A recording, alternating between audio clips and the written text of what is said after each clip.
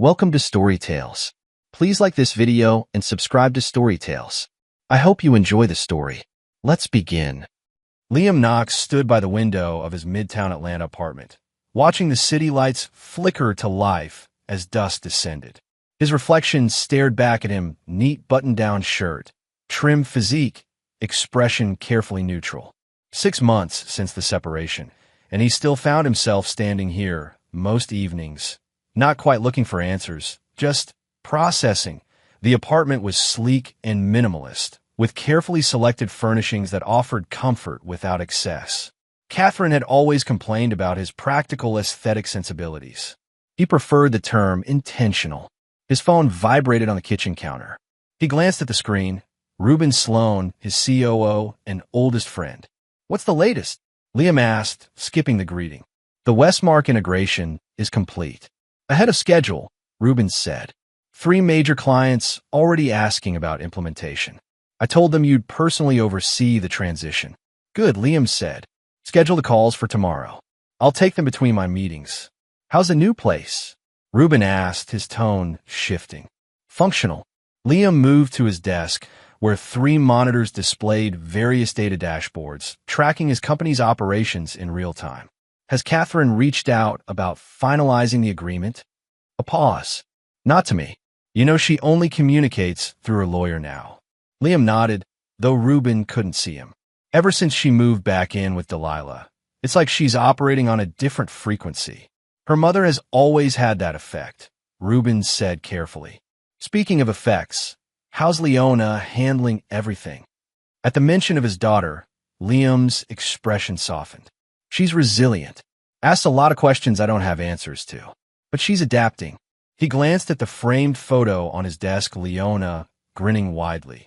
Missing her 2 front teeth, her arms wrapped around Liam's neck as he carried her on his back.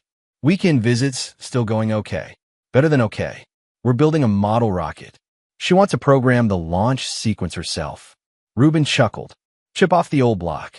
I'm heading to bed. Early start tomorrow," Liam said. "Before you go." Ruben hesitated. "Have you heard anything about Leona's birthday plans? It's coming up next week, right? Catherine mentioned something about a small gathering. We haven't ironed out the details yet." Liam frowned slightly. "Why?" Another pause. "No reason. Just thinking about what to get her. Good night, boss." After hanging up, Liam sat at his desk, the glow of the monitors illuminating his face in the darkening room. Something in Ruben's tone had been off, but that would have to wait until morning. He pulled up the code for a personal project. He'd been working on an educational app designed specifically for Leona, something to nurture her growing interest in programming. For the next 3 hours, his fingers moved over the keyboard with focused intensity, crafting elegant solutions to complex problems. In code, unlike in his personal life, there was always a clear path forward.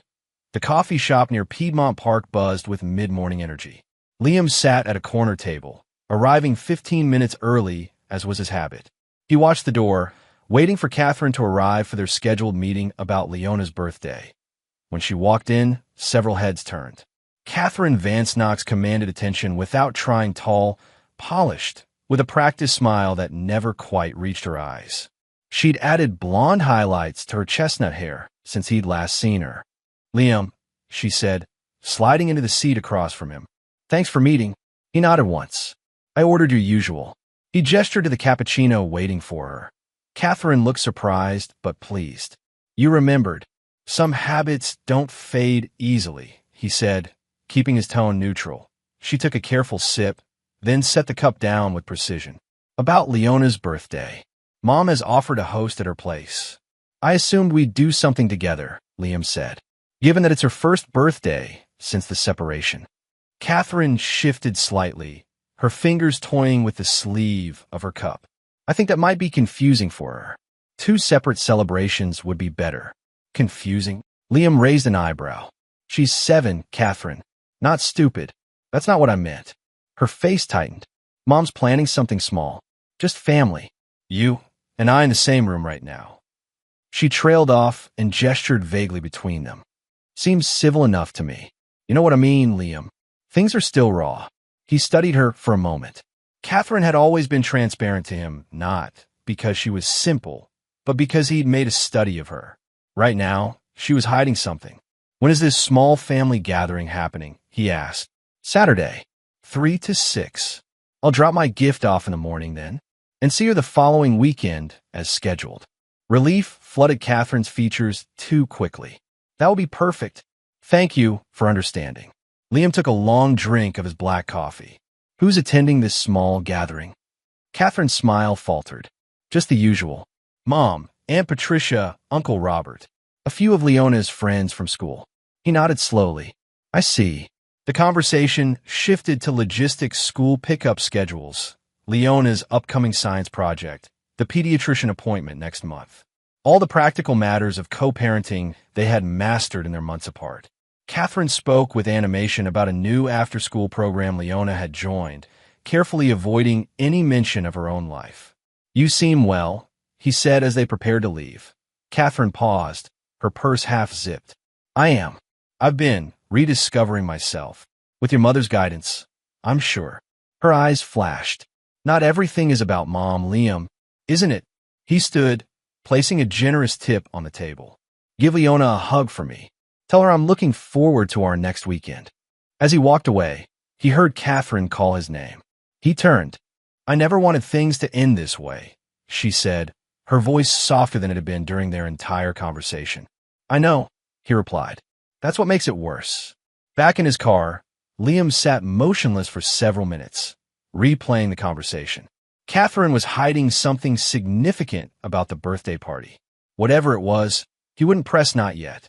He'd learned long ago that patience yielded better results than confrontation. He started the engine and pulled out his phone, dialing Ruben's number. How'd it go? Ruben asked without preamble. Not well, Liam said.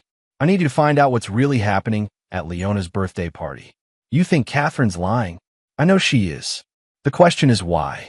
3 days later, Liam was in his home office reviewing quarterly projections when his phone rang. Ruben's name flashed on the screen. I've got news, Ruben said without greeting.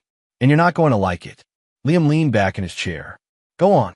So I ran into Henley Ross at that charity thing last night. Delilah's best friend? The one who can't hold her liquor or her secrets. I remember. She had quite a lot to say about Leona's small family gathering.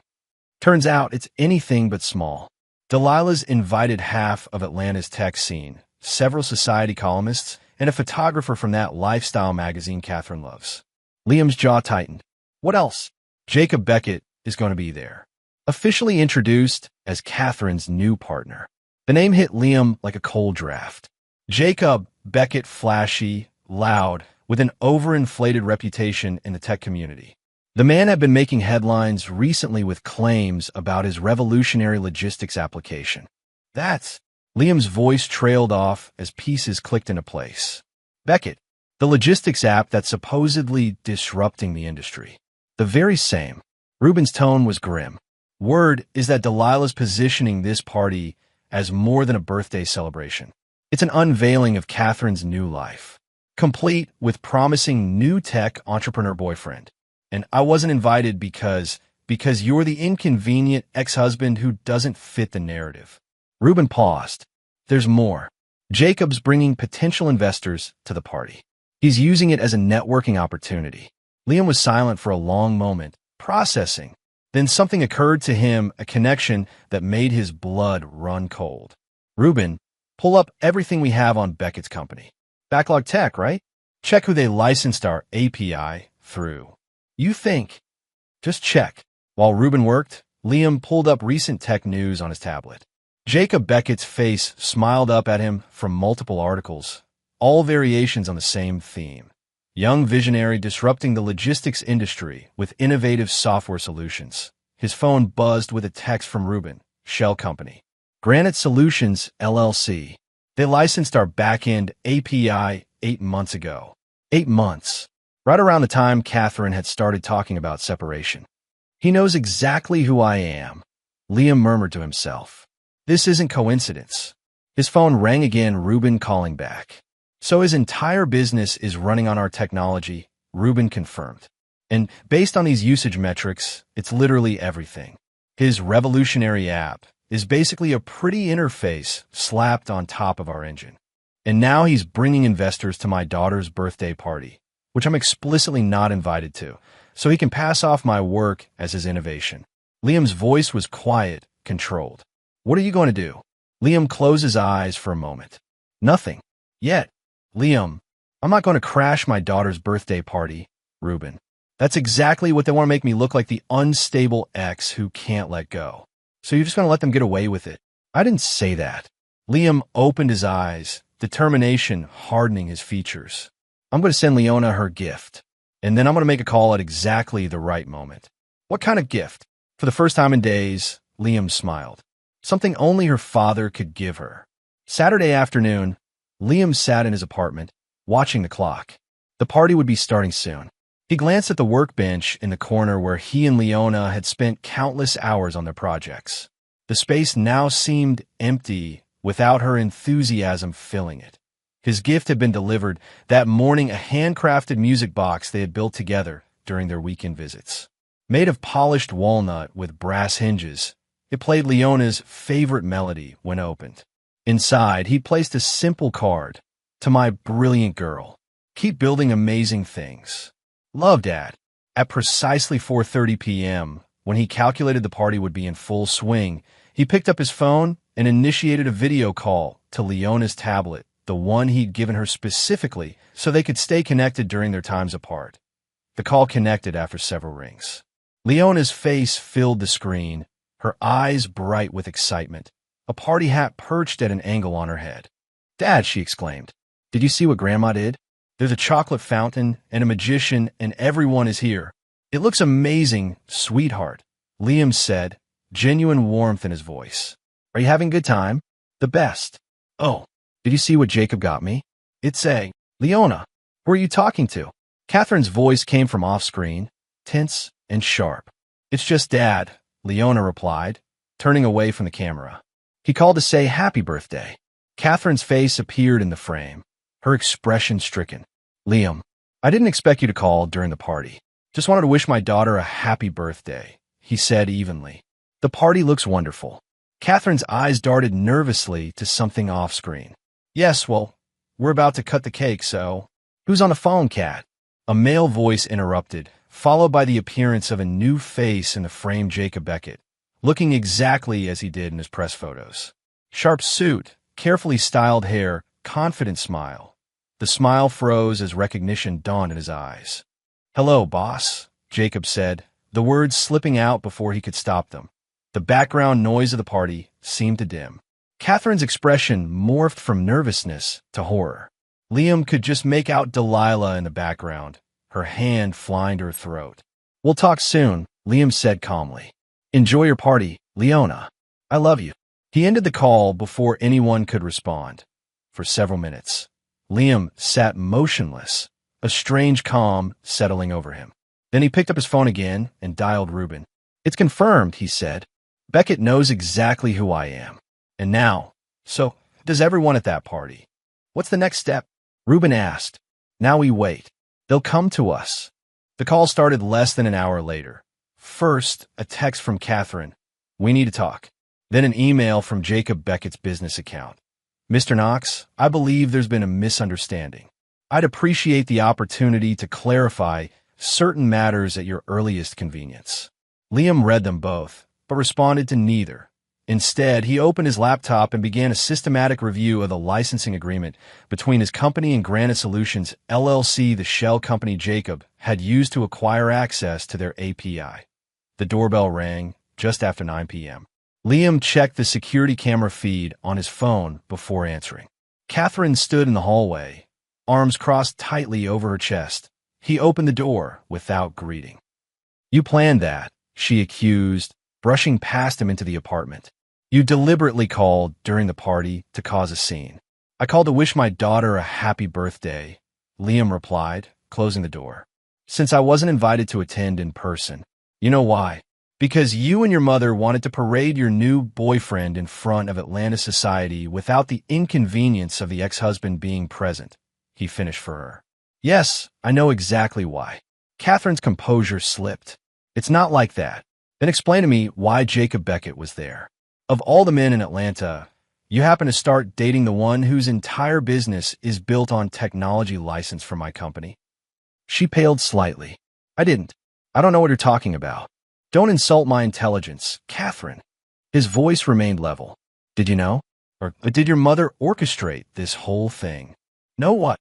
Her confusion seemed genuine. "That Jacob's revolutionary logistics app is running entirely on my company's back-end technology. That he licenses our API through a shell company to hide the connection. That without my technology, his business doesn't exist." Catherine sank onto the nearest chair. "That's not possible. He called me boss, Catherine, on a video call that half your guests probably overheard. He was flustered. He didn't mean. He meant exactly what he said." Liam stood with his hands in his pockets, watching her. "The question is whether you were part of this deception or just another victim of it." Catherine's eyes flashed. "I am not a victim." "No? Then what would you call someone who was manipulated into a relationship specifically to gain access to their ex-husband's business connections?" "That's not." She started, then stopped. Doubt crept across her features. "Jacob admires your work. He's mentioned it before, but he never said anything about licensing technology. When did you meet him?" "About 7 months ago. Mom introduced us at a charity gala." "And when did he start asking questions about me and my company?" Catherine's silence was answer enough. "I thought so," Liam said quietly. "What are you going to do?" she finally asked. "Nothing that concerns you. We're separated, remember? My business decisions are no longer your concern.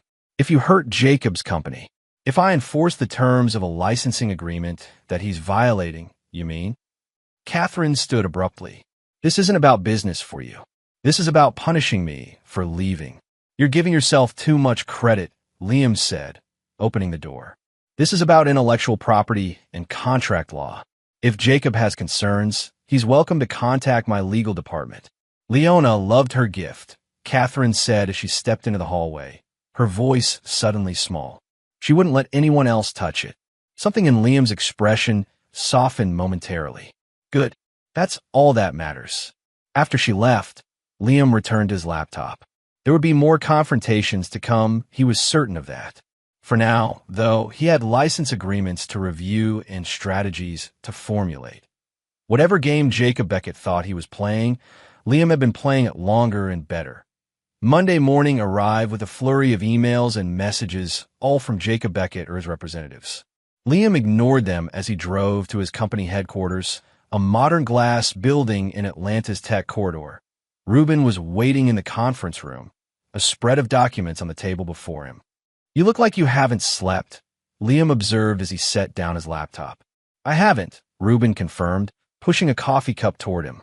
"Been digging into Beckett's operation all night. It's worse than we thought." "Explain." Ruben pulled up a digital presentation on the wall screen. "Backlog Tech Beckett's company has been licensing our Strologic API through Granite Solutions LLC for the past 8 months. According to our usage metrics, they're completely dependent on our technology for their core operations." "That's not unusual," Liam noted. "We license to dozens of companies." "True, but most of them acknowledge they're using our backend." Beckett has been explicitly claiming that his revolutionary algorithm is proprietary technology developed by his team. Ruben clicked to the next slide, a screenshot of Backlog's investor pitch deck. "See this? He's actually taken screenshots of our interface, removed our branding, and passed it off as his own development."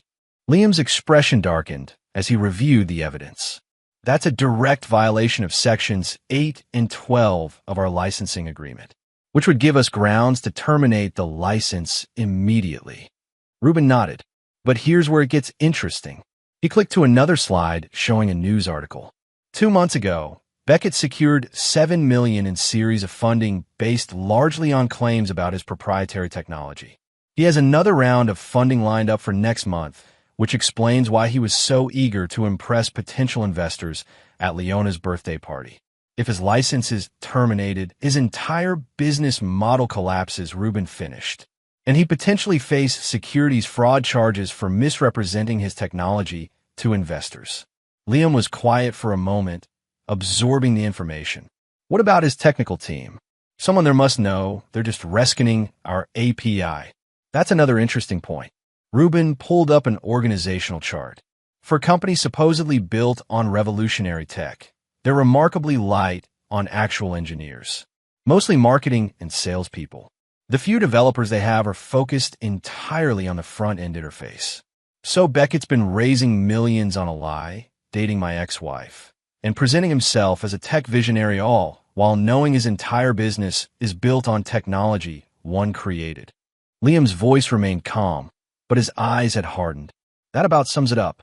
And now he's desperate to talk. Ruben smirked. Wouldn't you be? Liam stood and walked to the window, looking out over the Atlanta skyline. I want a complete audit of every interaction Beckett or his company has had with ours. Meeting records, emails, license agreements, everything. And I want our legal team to prepare termination documents for the license. Are you sure? That's the nuclear option. I'm not filing them yet, Liam clarified. Just having them ready. And I want to know if Beckett applied for a job here at any point. Something about him seems familiar. Ruben nodded, making notes. What about Catherine? And Delilah? What about them? Do you think they knew what Beckett was doing? Liam turned from the window. Catherine claims she didn't. I'm inclined to believe her. She's never had much interest in the technical aspects of my work. Delilah, on the other hand, he shook his head. I wouldn't put it past her to have orchestrated the whole thing. So what's our next move? For now, we wait. Let Beckett sweat. Liam returned to the table and opened his laptop. He'll make a mistake soon enough. The mistake came sooner than expected. That afternoon, as Liam was reviewing code for a new feature, his assistant buzzed the intercom. Mr. Knox, there's a Jacob Beckett here to see you. He doesn't have an appointment, but he's very insistent. Liam exchanged a glance with Ruben, who had raised an eyebrow at the announcement. Give me 2 minutes, then send him in, Liam instructed. He quickly pulled up the information Ruben had gathered that morning, arranging it on one of his monitors. Then he closed his laptop and leaned back in his chair, the picture of calm control. When the door opened, Jacob Beckett burst in with the nervous energy of a man whose carefully constructed world was crumbling. His designer suit was slightly rumpled, his usually perfect hair showing signs of anxious hands running through it. Mr. Knox, he began, then stopped short of the sight of Ruben lounging in a chair by the window. I was hoping we could speak privately. Mr. Sloan is my COO, Liam said simply. Anything you have to say to me can be said in front of him. Jacob hesitated, then nodded tersely. Fine. I want to clear up what seems to be a misunderstanding. I had no idea that the API we licensed through Granite Solutions was connected to your company. Sit down, Mr. Beckett. Liam gestured to a chair. Jacob complied, perching on the edge as if ready to flee. 3 years ago, Liam began. A young developer pitched an idea to our venture division. A logistics application that would, and I quote, revolutionize supply chain management through predictive analytics. Sound familiar? Jacob's face blanched slightly. We rejected the pitch, Liam continued. Not because the idea lacked merit, but because during due diligence, we discovered the developer had misappropriated code from a previous employer. We don't invest in people who steal intellectual property, Mr. Beckett. That was a misunderstanding. That developer was you. Liam's tone remained conversational. And now, 3 years later, you're running a company built entirely on technology license from the very firm that rejected you while claiming publicly that you developed it yourself. Our implementation is unique, Jacob insisted, his confidence visibly faltering. We've added significant value through our interface and user experience. Your unique implementation uses our API for 94% of its core functions. Liam turned his monitor so Jacob could see the usage metrics. And your license agreement explicitly prohibits passing off our technology as your own. Jacob swallowed hard. I'm sure we can come to some arrangement. A revised license agreement, perhaps. Additional fees. This isn't about money. Liam leaned forward slightly. This is about integrity. You've raised millions from investors based on false claims about your technology. You've deliberately hidden your dependence on our systems. And somehow, in the midst of all this, you began dating my ex-wife. Catherine has nothing to do with this, Jacob said quickly. Our relationship is entirely separate from business. Is it? Liam's gaze was steady. You never asked her about me? About my company? Never used her to gather intelligence about a potential competitor? That's absurd. What's absurd is that you thought you wouldn't get caught. Liam sat back. Our license with Granite Solutions will be terminated effective immediately for multiple breaches of Sections 8, 12, and 15. You can't do that.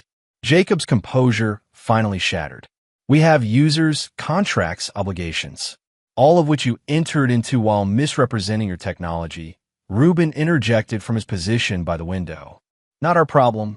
I'll sue, Jacob threatened, rising from his chair. I'll tell everyone you're doing this out of personal vendetta because of Catherine.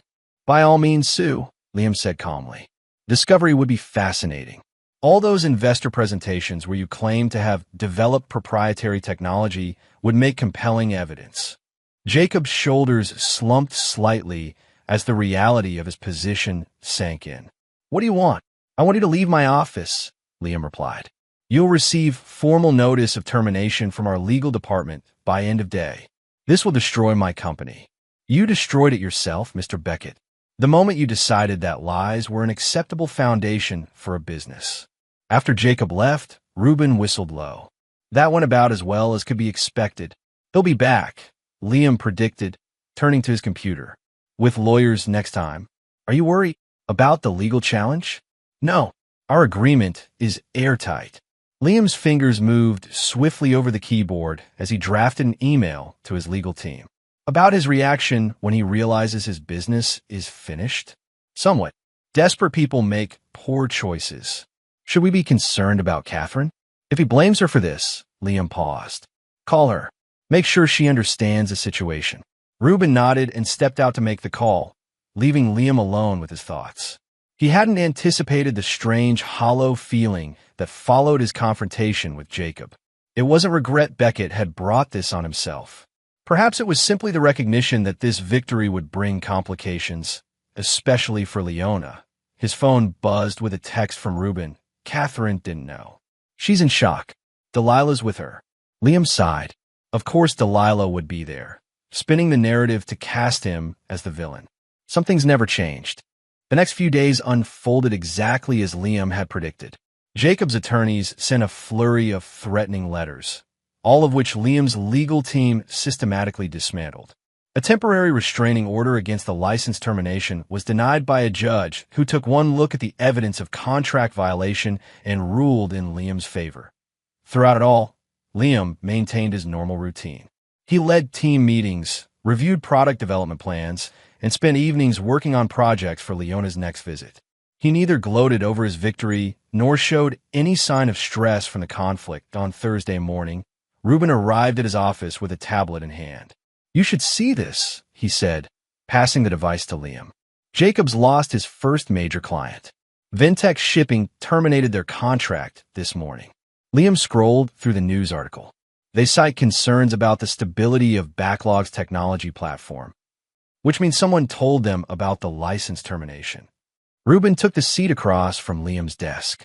My sources say 3 more enterprise clients are preparing to jump ship. Any word from Beckett himself? Radio silence since his lawyer's last threat, which, I should note, was significantly less bombastic than the previous ones. Liam nodded thoughtfully. He's realizing the game is over. You've beaten him without firing a shot, Reuben observed. No press statements, no public accusations. Just quiet enforcement of a legitimate contract. Making a public spectacle would only harm Leona, Liam said. Better to let Beckett's house of cards collapse on its own. Speaking of Leona, it's your weekend with her, isn't it? A rare smile crossed Liam's face. Yes, I'm picking her up tomorrow after school. How much does she understand about all this? Nothing, I hope. As far as she's concerned, Jacob is just her mother's friend who gave her an expensive birthday gift. Liam's expression sobered. I like to keep it that way. Reuben studied his friend for a moment. You know, most men in your position would be taking victory laps. Beckett tried to humiliate you at your own daughter's birthday party, dated your ex-wife, and stole your technology. Yet here you are, deliberately staying out of the spotlight as his company implodes. Revenge isn't my objective, Liam said simply. I just want what's mine, my technology, my reputation, and most importantly, my relationship with my daughter. Well, you've handled this with remarkable restraint, Rubens said, rising to leave. Oh, almost forgot Hollis Drake called this morning. He's excited about the partnership announcement at the Westfield Gala next week. Good. The timing couldn't be better. After Ruben left, Liam opened his calendar and looked at the week ahead. The Westfield Technology Gala was the biggest industry event of the season in Atlanta. Every major player would be there, including, he suspected, Delilah Vance, who never missed an opportunity to flaunt her social connections. The partnership with Hollis Drake, a brilliant young developer Liam had mentored since his internship days, would establish a new company directly competing with Backlog's market segment, but with legitimate technology and transparent operations. The announcement wasn't planned as a counterstrike against Jacob. The timing was coincidental. They'd been working on the partnership for months. But Liam couldn't deny that the synchronicity was satisfying. His phone rang, pulling him from his thoughts. Catherine's number flashed on the screen. Catherine, he answered, keeping his tone neutral. Did you have to destroy him? Her voice was tight with emotion. Wasn't it enough to humiliate him at the party? Liam sighed inwardly. I didn't destroy anyone, Catherine. Jacob made business decisions that had consequences. This isn't personal. Not personal. She gave a bitter laugh. You terminated his license the day after discovering we were dating. I terminated his license after confirming he was violating multiple sections of our agreement, Liam corrected. The fact that he's dating you is irrelevant to that decision. I don't believe you. That's your prerogative. Liam kept his voice even. Was there something else you wanted to discuss? Something related to Leona, perhaps? A pause. She's been asking questions. About what happened at the party. About why Jacob called you boss. What did you tell her? That sometimes grown-ups have complicated relationships. That you and Jacob know each other through work. Catherine's voice softened slightly. I didn't tell her anything that would upset her. I wouldn't do that. Thank you, Liam said, genuinely appreciative. Whatever their differences, Catherine had always been a good mother. I'm picking her up tomorrow as planned. Yes, she's packed her robot kit. Apparently, you two have a project to finish. Despite the tension of their conversation, Liam smiled. We do. After hanging up, he returned to work with renewed focus. The confrontation with Jacob was essentially over. Now, his priority was ensuring that the fallout didn't affect Leona. Saturday morning dawned bright and clear. Liam had just finished setting up the workbench for his and Leona's robot project when his doorbell rang. Checking his watch, he frowned it was too early for Catherine to be dropping Leona off. When he opened the door, he found Catherine alone, her normally perfect appearance showing signs of strain. Her eyes were rimmed with red, her makeup hastily applied. Catherine! Liam stepped back, allowing her entry. Is everything okay? Where's Leona? She's with Mom, Catherine said, moving past him into the apartment. I needed to talk to you alone. About? Catherine paced the living room, hands clasped tightly together. Jacob's business is failing. His investors are pulling out. His clients are canceling contracts. I'm aware, Liam said carefully. He says it's your fault, that you're punishing him to get back at me. And you believe that? Catherine stopped pacing and faced him directly. I don't know what to believe anymore. All I know is that everything is falling apart, and somehow you're at the center of it. Liam gestured for her to sit, then took a seat across from her. Let me ask you something, Catherine. When did Jacob first express interest in you? She frowned at the question. I told you. Mom introduced us at a charity event about 7 months ago. And when did he first ask about my company? Her frown deepened. I don't remember exactly. He mentioned admiring your work early on. Before or after he learned you were my wife? Ex-wife, she corrected automatically. Then her expression changed as realization dawned. You think he pursued me because of you? Because of your company? I think the timing is suspicious, Liam said carefully. Especially given that he was licensing our technology through a shell company specifically designed to hide the connection. Catherine was quiet for a moment, absorbing this. Even if that's true, and I'm not saying it is why terminate his license now. Why not when you first discover the connection? Because I didn't know he was violating the terms until recently. When we investigated after the birthday party incident, we found multiple breaches that gave us grounds for immediate termination. So this really isn't about me. Not everything is about you. Catherine, Liam said, echoing her own words from their coffee shop meeting. Jacob built a business on deception that has consequences regardless of who he's dating. Catherine stood abruptly and walked to the window. For a long moment, she stared out at the city below. When she finally spoke, her voice was quiet. I left you because I thought my life would be more exciting without you. Mom kept saying how I was wasting my potential, how you were holding me back with your... She waved a hand vaguely. Your modesty. Your refusal to show off what you'd achieved. I remember her opinions quite clearly, Liam said dryly. But the thing is, Catherine continued as if he hadn't spoken. Jacob has all the flash and glamour I thought I wanted. He takes me to the right parties, knows all the right people. He's exactly what Mom always said I deserve. She turned to face Liam, her expression oddly vulnerable. And I've never been more miserable in my life. Liam studied her for a moment, recognizing the admission for what it was not an apology, but a confession.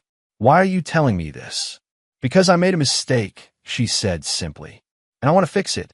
For Leona's sake, if nothing else. What exactly are you suggesting, Catherine?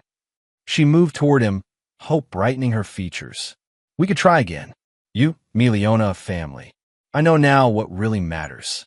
For a brief moment, Liam remembered why he had fallen in love with her all those years ago. Her capacity for reinvention, her absolute certainty that she could rewrite any story to suit her desires. Once he found it captivating. Now he just felt tired. No, he said quietly. No. The hope in her eyes faltered. Catherine, you didn't leave me because I wasn't exciting enough. You left because your mother convinced you that appearances matter more than substance. And nothing I've seen suggests that's changed. That's not fair. You're here because Jacob's status is crumbling, Liam continued, his voice remaining gentle despite his words. If his business was thriving, would you still think you'd made a mistake? She had no answer for that. I don't doubt that you love Leona, he said. And I believe you care for me in your way. But we want fundamentally different things from life, and that hasn't changed. Catherine's face hardened. So that's it? You moved on. This isn't revenge, Catherine, Liam said, rising to his feet. It's accountability. For all of us. Her eyes flashed with sudden anger. You think you've won, don't you? The quiet, strategic Liam Knox, always 3 steps ahead of everyone else. There's no winning or losing here. Just consequences. We'll see about that. She grabbed her purse from where she'd set it on the coffee table. Leona will be here at 11, as planned. She's been looking forward to this weekend. After she left, Liam stood motionless in the center of his living room. The conversation had left him with a strange mixture of emotions, sadness for what might have been, relief that he hadn't succumbed to momentary weakness, and concern about what Catherine might do next. When pushed into a corner, Catherine had always been unpredictable. And now, it seemed, she felt cornered. The Westfield Technology Gala transformed the high-ceilinged ballroom of Atlanta's most prestigious hotel into a glittering showcase of innovation and ambition. Screens displayed cutting-edge products while the city's tech elite networked over champagne and canapes. Liam adjusted his tie as he surveyed the room from near the entrance. Beside him, Leona fidgeted with the sleeve of her navy blue dress. Remind me why I had to come to this boring grown-up party, she asked, looking up at him with a theatrical pout that didn't quite hide her curiosity. Because, Liam explained patiently, Mr. Drake specifically requested that my brilliant assistant be present for his big announcement. Leona's eyes widened. Me? I'm your assistant. The most important one, he confirmed with a smile. And because Aunt Patricia had a last-minute emergency and couldn't watch you tonight. The truth was more complicated. Catherine had called that morning claiming she couldn't take Leona as planned due to a personal matter. Given their confrontation the previous day, Liam suspected the real reason was to force him to cancel his appearance at the gala. Instead, he brought Leona along, knowing she'd enjoy the technology demonstrations despite her protests. There's Hollis, Liam noted, spotting the young entrepreneur across the room. Shall we go say hello? Leona nodded, slipping her hand into his as they navigated through the crowd. Several people greeted Liam as they passed, their expressions betraying varying degrees of curiosity about his daughter's presence. Hollis Drake, barely 30 with the intense energy of a true innovator, broke into a wide grin when he saw them approach. "The man of the hour!" he exclaimed, shaking Liam's hand vigorously. "And is this the famous Leona? I've heard you're quite the programmer already." Leona straightened, suddenly shy but pleased. "I'm learning Python," she said. "Dad's teaching me." "Python? At your age?" Hollis looked genuinely impressed. "When I was 7, I was still trying to figure out my Game Boy." As they chatted, Liam became aware of a ripple moving through the crowd nearby. He glanced over to see Delilah Vance making her entrance, resplendent in an emerald gown that probably cost more than most people's monthly salary. Beside her walked Catherine, elegant but subdued in black. "N.O. Jacob," Liam noted. "Interesting. Incoming," Hollis murmured, following Liam's gaze. "Your former mother-in-law looks ready for battle." "She always does," Liam replied calmly. "Leona, look who's here. Your mom and grandmother." Leona turned, her face lighting up at the sight of Catherine. "Mom!" She waved enthusiastically.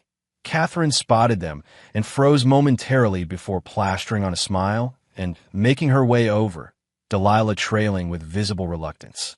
"Sweetie, what are you doing here?" Catherine asked, bending to hug Leona. "Dad brought me because I'm his assistant," Leona announced proudly. "And this is Mr. Drake. He's Dad's partner for something important." Catherine straightened, her gaze moving from Hollis to Liam. "I see. I wasn't aware Leona would be attending such an adult event." "Hollis specifically requested her presence," Liam said smoothly. "She's quite interested in his educational technology platform." "Indeed," Hollis added, extending his hand to Catherine. "A pleasure to meet you, Mrs. Knox. Your daughter has quite a future in tech if she continues on her current path." "Ms. Vance, actually," Catherine corrected, shaking his hand briefly. "Liam and I are separated." "My apologies," Hollis said without missing a beat. Delilah, who had been silently assessing the situation, finally spoke. "Liam, how unexpected to see you here. With Leona, no less." "Grandmother."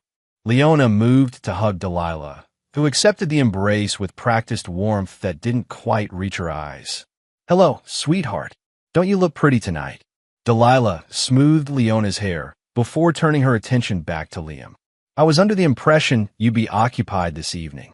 "Plans change," Liam replied simply. "Where's Jacob? I would have expected him to accompany you." A flash of something anger? Embarrassment? Crossed Catherine's face. Delilah's mask remained firmly in place. "Jacob had other commitments," Delilah said smoothly. "Business matters requiring his immediate attention." "I imagine he does," Liam said, his tone revealing nothing. An awkward silence fell over the group, broken only when Hollis glanced at his watch. "Liam, we should head to the stage. The announcement is in 10 minutes. "Of course." Liam turned to Catherine. "Would you mind watching Leona for a few minutes while we handle this?" Before Catherine could respond, a familiar voice called from nearby. "Liam, there you are." Reuben approached, immaculate in his tuxedo. "Evening, Catherine, Delilah," he greeted with a nod before turning to Leona. "And if it isn't my favorite junior coder, how's that robot coming along? We're adding voice recognition this weekend," Leona informed him importantly. "Impressive," Reuben said, genuinely appreciative. "Listen, I just ran into the Pattersons. They have their daughter with them about Leona's age, I think.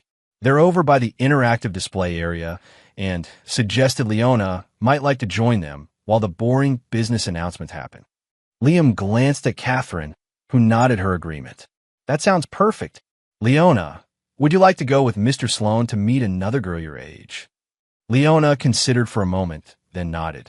"Will you come find me after your announcement?" "Absolutely." Liam squeezed her shoulder gently. "Be good for Mr. Sloan."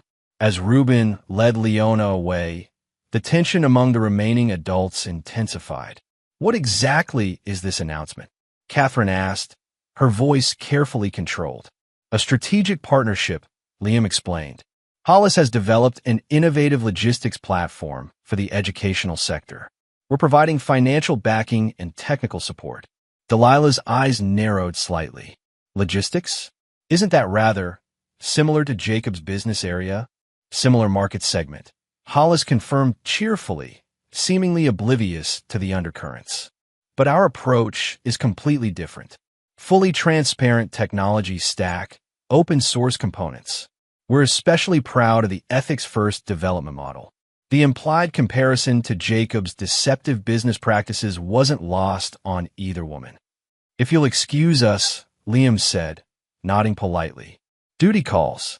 As he and Hollis made their way toward the stage, Liam caught a glimpse of Catherine and Delilah in heated conversation, heads bent close together. "Was it just me?" Hollis asked quietly, "or was that incredibly tense?" "Family dynamics," Liam said simply. "Nothing to worry about." Hollis looked skeptical but didn't press the issue as they reached the stage area where the event organizer was waiting to introduce them. The announcement went smoothly. Hollis spoke with infectious enthusiasm about their new venture, while Liam provided concise details about the implementation timeline and market strategy. When they mentioned that the platform would focus initially on underserved school districts, providing affordable technology to students who needed it most, the applause was genuine and sustained as they stepped down from the stage. Ruben approached with Leona, in tow. "Wonderful speech," he said. "Both of you. Though I think someone here was more interested in the interactive displays than in listening to her father talk business." Leona grinned unrepentantly. "The hologram thing is really cool, Dad. Can we go see it?" "Absolutely," Liam agreed, taking her hand. "Lead the way." For the next hour, they explored the exhibition area together, Liam patiently explaining the technology behind each display as Leona absorbed the information with remarkable acuity for a 7-year-old. They were examining a virtual reality simulation when Liam felt a tap on his shoulder. Turning, he found a reporter from a prominent tech publication. "Mr. Knox, fantastic announcement tonight," the reporter said. "Any comment on the rumors that Backlog Tech is facing legal challenges related to their technology licenses?" Liam's expression remained neutral. "I don't comment on competitors' business matters," he said firmly. "Tonight is about our new educational initiative with Hollis Drake Innovations, which we're very excited about. But isn't it true that Jacob Beckett's company was using technology license from your firm? Technology he claimed was proprietary." "As I said," Liam repeated, his tone cooling slightly, "I don't discuss other companies' business practices. If you have questions about our partnership with Hollis Drake, I'm happy to address those." The reporter opened his mouth to press further, but stopped at the sight of Leona, watching the exchange with curious eyes. "Another time, perhaps," the reporter conceded, backing away. "What was that about, Dad?" Leona asked as they moved on. "Just business talk," Liam assured her. "Nothing important." As the evening wound down, Liam spotted Catherine alone near the exit, checking her phone with a furrowed brow. Delilah was nowhere to be seen.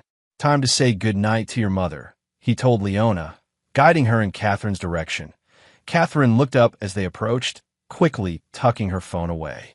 "There's my girl," she said, kneeling to embrace Leona. "Did you have fun after all?" "So much fun," Leona exclaimed. "I saw holograms and virtual reality. And Dad's new partner is making software for kids like me to learn coding." "That sounds wonderful," Catherine said, her smile genuine as she rose to her feet. "Your father always did know how to make learning exciting." Something in her tone made Liam study her more carefully. "Everything okay?" Catherine hesitated. "Jacob's been trying to reach you. His calls aren't going through." "I blocked his number after our last conversation," Liam admitted. "If he has business matters to discuss, he can contact our legal department." "It's not just business, Liam. Catherine glanced at Leona, then chose her words carefully. "He's not handling things well. Mom's worried." "That's not my concern," Liam said firmly. "Whatever choices he's making now are his responsibility, not mine." Catherine looked like she wanted to argue, but instead nodded reluctantly. "You're right. I just thought you should know." "Thank you for the warning," Liam said, his tone softening slightly. "We should get Leona home. It's late." "Of course." Catherine bent to kiss Leona's cheek. "I'll see you Monday after school, sweetheart." Have a wonderful weekend with your dad. As they left the gala, Leona's hand warm in his, Liam reflected on Catherine's warning. Jacob Beckett was clearly unraveling as his business collapsed. That made him unpredictable, possibly dangerous. He would need to be vigilant in the days ahead. Monday morning brought a flurry of notifications to Liam's phone before he'd even finished his first cup of coffee. Multiple news alerts, all variations on the same headline. Backlog Tech CEO Jacob Beckett faces investor lawsuit amid technology licensing scandal. Ruben's call came moments later. Have you seen it? Ruben asked without preamble. Just the headlines, Liam replied, setting down his coffee to browse through the articles. What happened? One of Backlog's major investors filed suit last night, claiming Beckett deliberately misrepresented the company's technology. They're alleging securities fraud. Ruben sounded grimly satisfied. And TechWire just published an expose detailing how Backlog's revolutionary algorithm is actually licensed technology from an unnamed third party. Unnamed? We weren't the source, Ruben confirmed. My guess is someone inside Backlog started talking when they realized the ship was sinking. Liam absorbed this information silently. The collapse had come more swiftly than even he had anticipated. There's more, Ruben continued. Beckett tried to pivot yesterday, announced they were evolving their technology stack to reduce dependence on external APIs. But it was too late. 3 more enterprise clients terminated their contracts this morning. And the investors who attended Leona's birthday party, running for the hills, according to my sources. No one wants to be associated with what's increasingly looking like fraud. Liam moved to his home office window, gazing out at the Atlanta skyline as dawn broke over the city. Has he made any public statements? A brief one claiming the allegations are baseless, and that Backlog is cooperating fully with investors to clarify any misunderstandings. Ruben snorted. Standard damage control language. It's not working. What about Catherine? Have you heard anything? A pause. Nothing concrete. But there are rumors that she and Jacob had a very public argument at Echo Restaurant Saturday night. After the gala, Liam frowned slightly. Keep me updated if you hear anything more. I'm concerned about how this might affect Leona. Will do. And Liam? For what it's worth, you handled this perfectly. No public accusations. No vindictive statements. You simply enforced a contract and let the truth do the rest. After hanging up, Liam reviewed his calendar for the day. A board meeting at 10, lunch with potential investors, product development reviews in the afternoon. Standard business operations that would continue regardless of Jacob Beckett's implosion. He was reviewing quarterly projections when his phone rang again. Catherine's number. Catherine, he answered, bracing himself for whatever might come. Have you seen the news? Her voice was tight with tension. About Jacob? Yes. He's saying you orchestrated this. That you're out to destroy him because of me. Liam sighed. We both know that's not true. The facts speak for themselves. He violated his licensing agreement and misrepresented his technology to investors. He showed up at Mom's house last night. Catherine continued as if he hadn't spoken. Drunk, raving about conspiracies and revenge. It was... She hesitated. Frightening, honestly. Concern sharpened Liam's focus. Did he threaten you? Not directly. But he kept saying he'd make things right, and that Knox needs to learn a lesson. Catherine's voice lowered. Mom called security to escort him out. Have you contacted the police? Mom doesn't want the publicity. Catherine's bitter laugh held no humor. Heaven forbid the neighbors gossip about police at her estate. Catherine, if you feel unsafe. I'm fine, she interrupted. We've increased security. That's not why I called. Why did you call then? A pause. Jacob filed for joint custody of Leona this morning, claiming he's been a stabilizing influence in her life and that you're using your daughter as a pawn in a vendetta against him. The absurdity of the claim momentarily left Liam speechless. He has no standing. He's not related to Leona in any way. He's claiming psychological parentage through his relationship with me. Says he's bonded with her and that severing that bond would be traumatic. Catherine's voice cracked slightly. Liam, I swear I didn't know he was planning this. I would never. I know, Liam said, his mind already racing ahead to potential responses. This is a desperate move from a desperate man. No court would seriously entertain it. That's what Mom's lawyer said. But Jacob is determined to drag this out publicly, to make it as messy as possible. Let him try, Liam said, his voice hardening slightly. I'm not concerned about public opinion. I'm concerned about Leona. So am I, Catherine admitted quietly, which is why I've decided to file for a modification of our custody arrangement. Liam tensed. What modification? I'm requesting that you be granted primary physical custody with liberal visitation rights for me. Catherine's voice was steady despite the emotion behind it. Jacob's behavior has made it clear that my household isn't stable right now. Leona needs security and consistency. The request was so unexpected that Liam momentarily wondered if he'd misheard. You're voluntarily ceding primary custody? Temporarily, Catherine clarified. Until all this dies down. Until Jacob is... She trailed off. Out of your life, Liam suggested gently. Yes. The single word carried the weight of admission, of acknowledgement that her choices had led them here. Thank you, Liam said simply, for putting Leona first. I made a lot of mistakes, Liam. Leaving you might have been one of them. But I refused to let my daughter pay the price for my poor judgment. After they hung up, Liam sat motionless for several minutes, processing the unexpected turn of events. Then he called his attorney to begin preparing the necessary documentation for the custody modification. Within hours, tech blogs and business publications were running stories about Jacob Beckett's spectacular fall from grace. Screenshots of investor presentations claiming proprietary technology were juxtaposed with evidence of backlogs dependence on licensed APIs. Former employees began speaking anonymously about the toxic culture Beckett had fostered, one where marketing hype trumped technical reality. At BUI evening, Backlog's board of directors had issued a statement announcing Jacob's temporary leave of absence while they conducted an internal review. Industry analysts predicted the company wouldn't survive the month. Throughout it all, Liam maintained his silence, refusing to comment when reporters reached out. His company issued a single statement confirming that they had terminated a licensing agreement with Granite Solutions LLC for contractual violations, with no mention of Backlog or Beckett.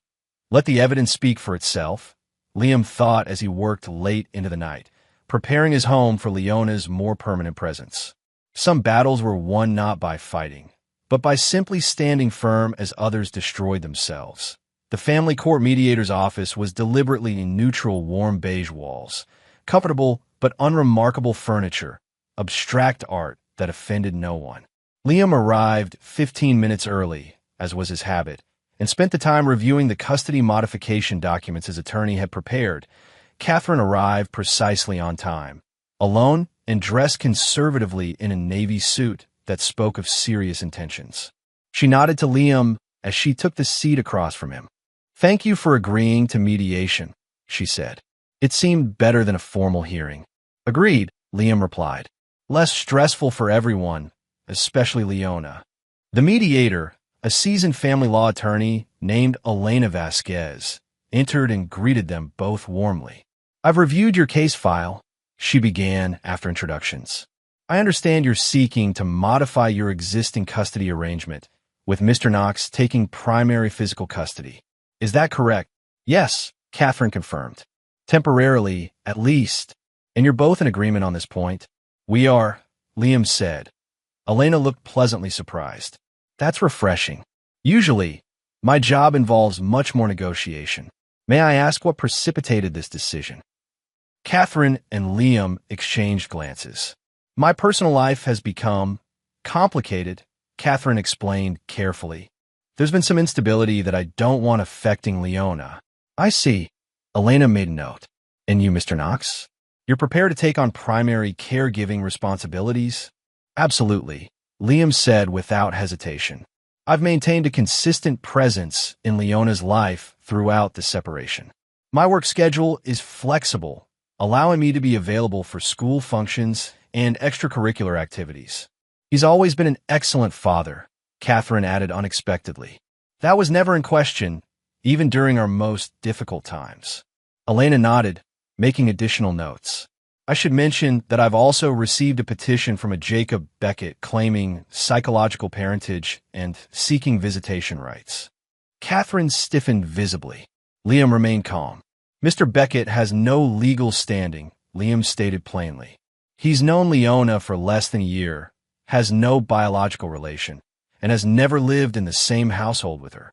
He's also currently the subject of multiple lawsuits related to fraudulent business practices, Catherine added, her voice tight, and has displayed concerning behavior, including appearing intoxicated at my mother's home and making vague threats. Elena raised her eyebrows. I see. Has Mr. Beckett ever been Leona's caregiver? Made school pickups, attended parent-teacher conferences, that sort of thing? Never, Catherine said firmly. He's met her fewer than a dozen times, always in group settings. He gave her an expensive birthday gift, Liam added. That's the extent of his parenting. Understood. Elena made several more notes.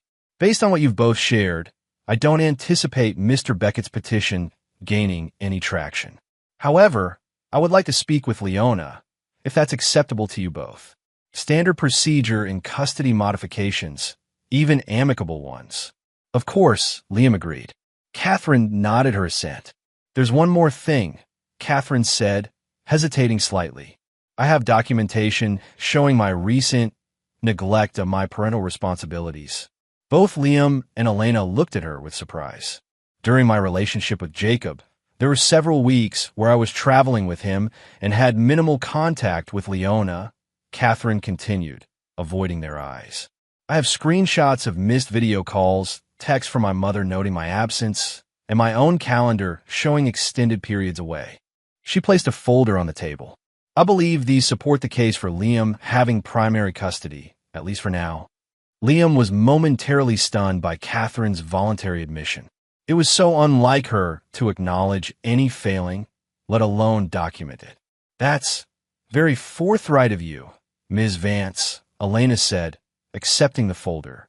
May I ask why you're providing this? Catherine finally looked up, her expression resolute. Because I want what's best for my daughter. And right now, that's stability and security with her father.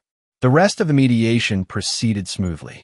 They discussed schedules, transition arrangements, and how to explain the changes to Leona in age-appropriate ways.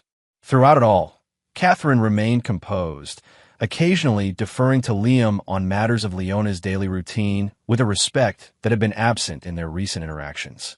When Elena left briefly to make copies of their agreement, Liam turned to Catherine. You didn't have to provide that documentation, he said quietly. I wasn't going to present evidence against you. I know, Catherine replied, smoothing an invisible wrinkle from her skirt.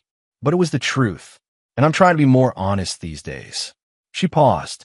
Jacob's self-destruction has been clarifying. How so? Watching someone build their entire identity on lies, then collapse when those lies are exposed, it makes you reevaluate your own choices. She met his gaze directly. I've spent too many years letting my mother define success for me, letting appearances matter more than substance. That's a significant realization, Liam acknowledged. Don't misunderstand, Catherine said with a hint of her old spirit. I'm not having some dramatic transformation into a humble, selfless person. I still like nice things and social status. I'm just rearranging my priorities. Despite everything, Liam found himself smiling slightly. That sounds more like the Catherine I know. There's one more thing, she said, her expression growing serious again. Leona should know what's happening. Not the ugly details, but enough to understand why she'll be living primarily with you for a while. I agree. We should tell her together. And I want her to know that it's not because I don't want her or don't love her. Catherine's voice wavered slightly. But because I'm making some necessary changes, and she needs stability while I do that. Liam nodded. We'll make that clear. When Elena returned, they finalized the agreement. Primary physical custody would transfer to Liam immediately, with Catherine having Leona every other weekend and one evening during the week. The arrangement would be reviewed in 6 months, with potential adjustments based on Leona's needs and Catherine's circumstances. As they left the mediator's office, Catherine paused in the hallway. Liam, she said hesitantly, Thank you for not making this harder than it needed to be. For not using my mistakes against me. We're still Leona's parents, he replied simply. That matters more than any score settling between us. Yes, she agreed quietly. It does. They parted ways in the parking lot. The custody agreement, setting them on a new path, not one either would have chosen 6 months ago, but one that put their daughter's well-being above their own conflicts. And for now, that was enough. 3 weeks after the custody modification, Liam had settled into a new routine with Leona. Mornings were a carefully choreographed dance of breakfast preparation, backpack checking, and last-minute homework questions. Evenings involved dinner, homework supervision, and their ongoing technology projects.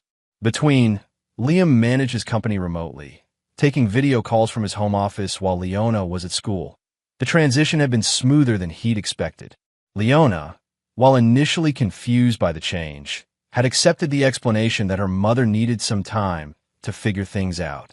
Catherine had been consistent with her scheduled visits, arriving promptly and returning Leona on time. Their exchanges civil and focused on their daughter's needs. Out of Jacob Beckett, they heard nothing directly. His petition for visitation rights had been summarily dismissed by the court.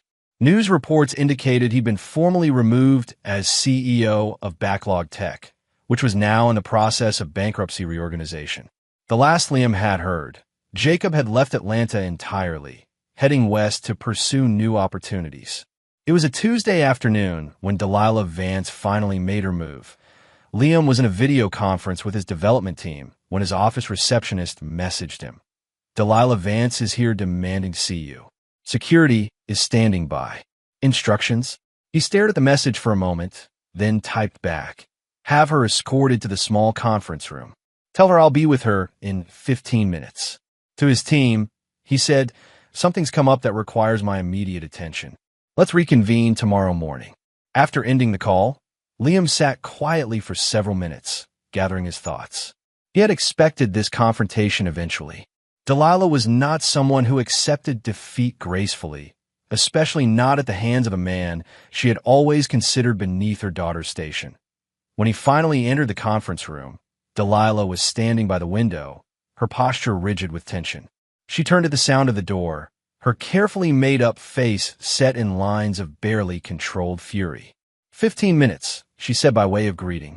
How generous of you to squeeze me into your busy schedule. Delilah, Liam acknowledged with a nod. What can I do for you? You can stop destroying my daughter's life, she replied, her southern accent thickening with emotion. This vindictive campaign of yours has gone far enough. Liam remained by the door, maintaining distance between them. I'm not sure what campaign you're referring to. Don't play innocent with me, Delilah snapped. You engineered this entire situation.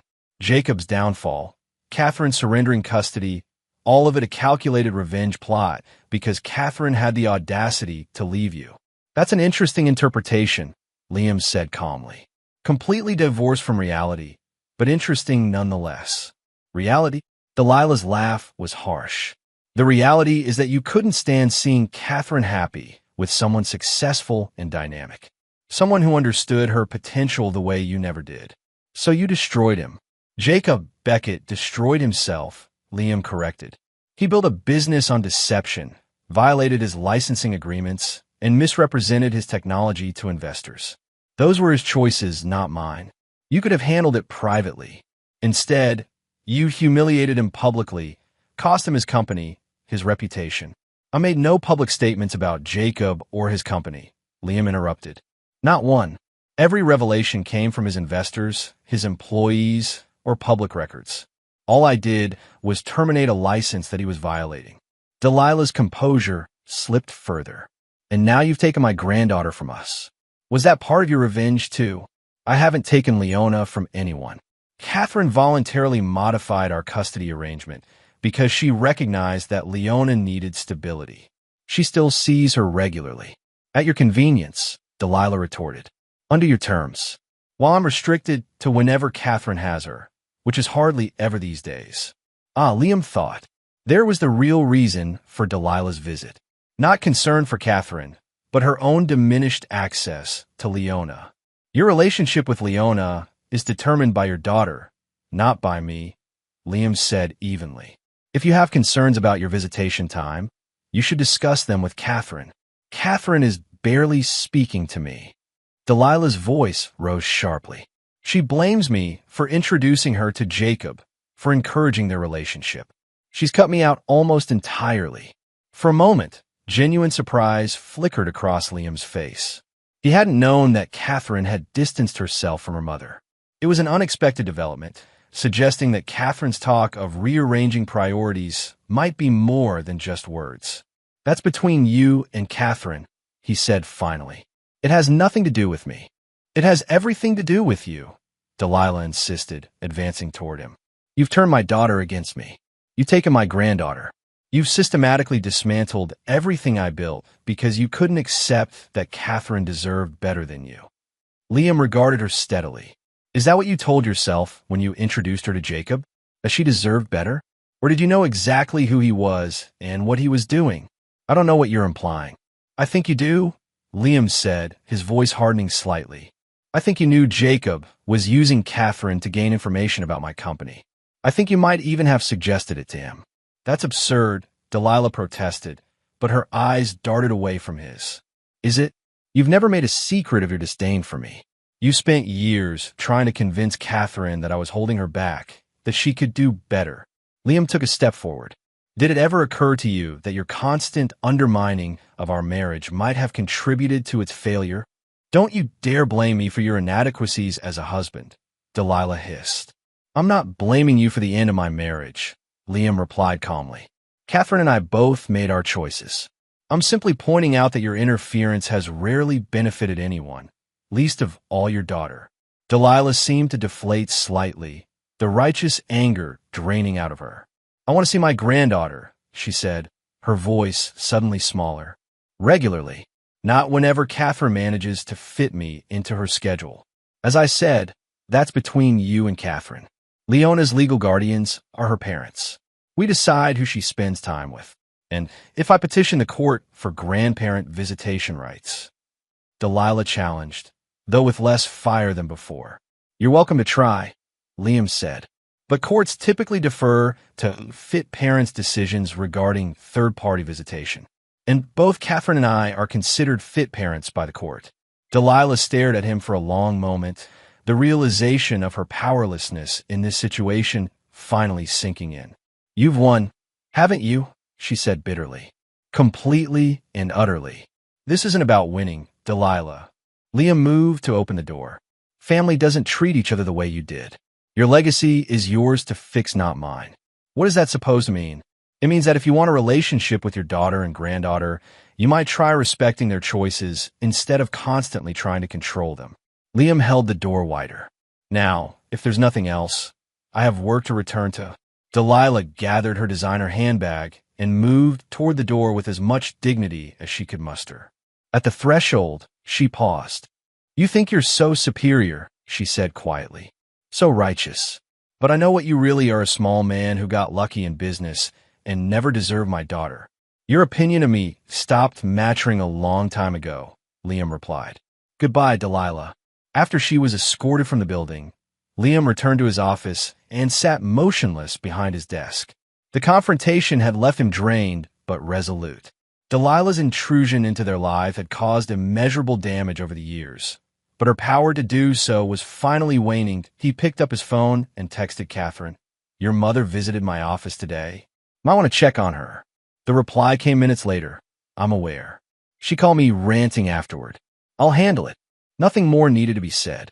They were finding their way toward a new kind of understanding, not friendship, exactly, but a mutual respect born of shared priorities. It wasn't perfect, but it was functional. And sometimes, that was enough. 3 months later, on a crisp autumn Saturday, Liam stood on the back porch of his new home, watching Leona arrange colored stones in the small creek that ran through their property.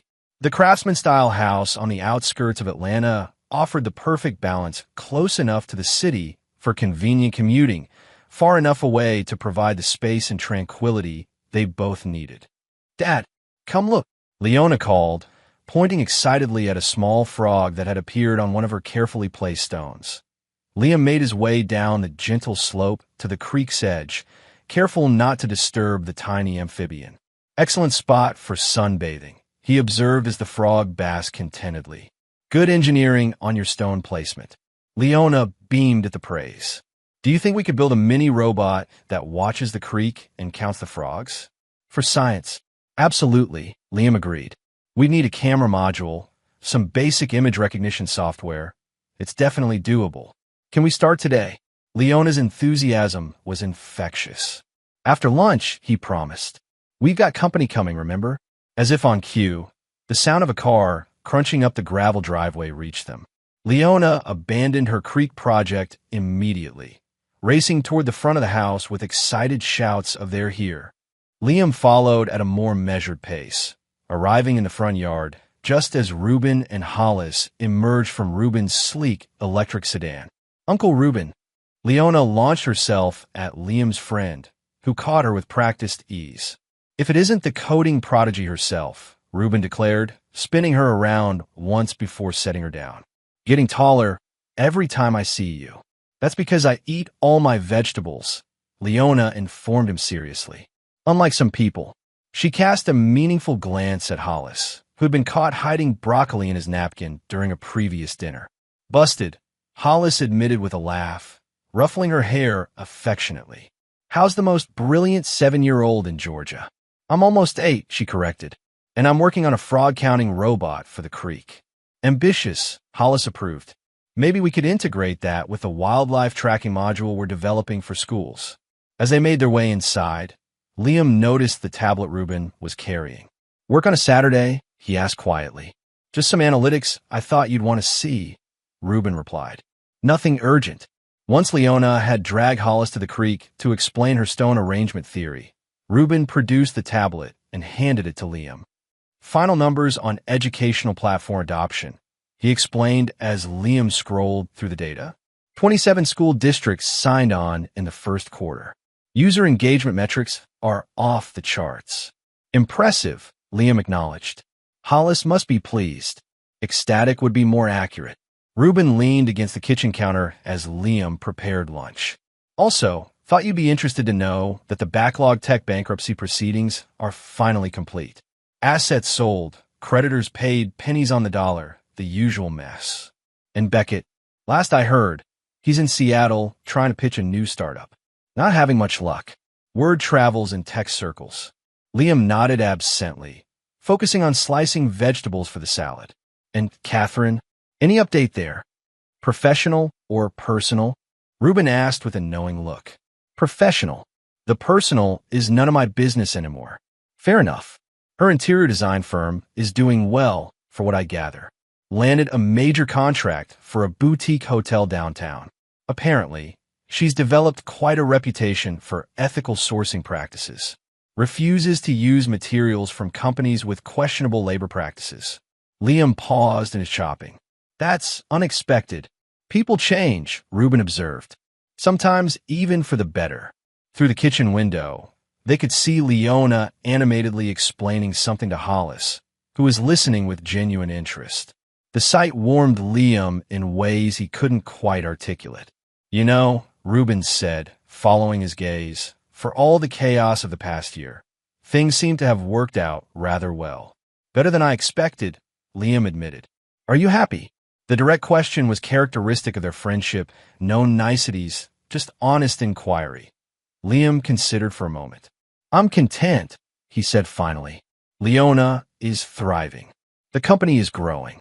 This house," he gestured around the warm, open space they'd made their home, "is exactly what we needed."